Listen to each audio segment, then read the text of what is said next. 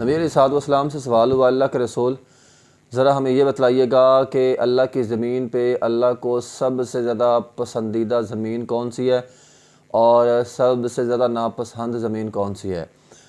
نبی علیہ الصلوۃ والسلام سے یہ سوال ہوا، اتنے میں جبرائیل آئے، وحی لے کر آئے اور انہوں نے بیان کیا۔ نبی علیہ الصلوۃ والسلام نے فرمایا، جبرائیل نے مجھے آ کر کہا ہے کہ اللہ کی زمین پہ اللہ کو سب سے زیادہ پسندیدہ جگہ اللہ کی مسجدیں ہیں، اور اللہ کی زمین پہ اللہ کو سب سے زیادہ ناپسند جگہیں وہ بازار ہیں۔ آج محترم بھائیوں دیکھ لو شیطان نے کیسا چکر چلایا ہے کہ آج مسجدیں ویران اور بازار آباد ہیں۔ جو اللہ کی زمین پہ اللہ کو ناپسندیدہ جگہ تھی وہ آباد ہو چکی ہیں، جو ناپسند ہیں وہ آباد ہو چکی ہیں، اور جو اللہ کو پسند ہیں وہ ویران پڑی ہوئی ہیں۔ یہاں ہمارے ہاں مسجد میں آنا ہونا تو ہمارے پاس شاید وقت نہیں ہوتا۔ بعض لوگ یہ سمجھ لیتے ہیں یار مسجد میں جاؤں گا نماز پڑھوں گا شاید میرا کتنا وقت ضائع ہو جائے گا، لیکن اگر چلتے چلتے بازار میں یہاں تماشا لگ جائے نا تو ہم 2 گھنٹے کھڑے ہونے کے لیے تیار ہیں۔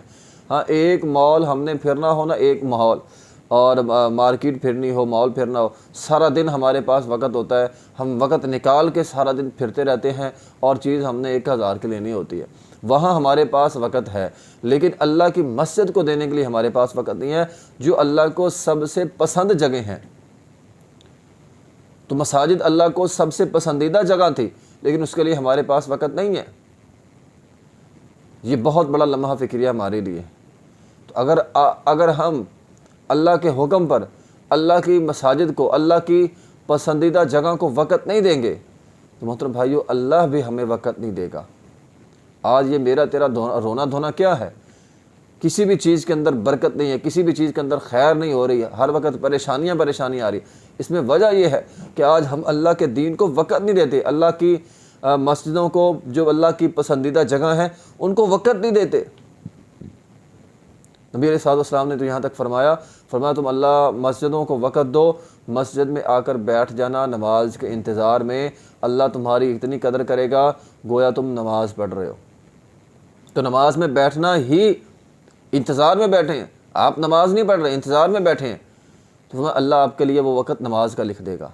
یہ مسجد اتنی برکت والی جگہ ہے۔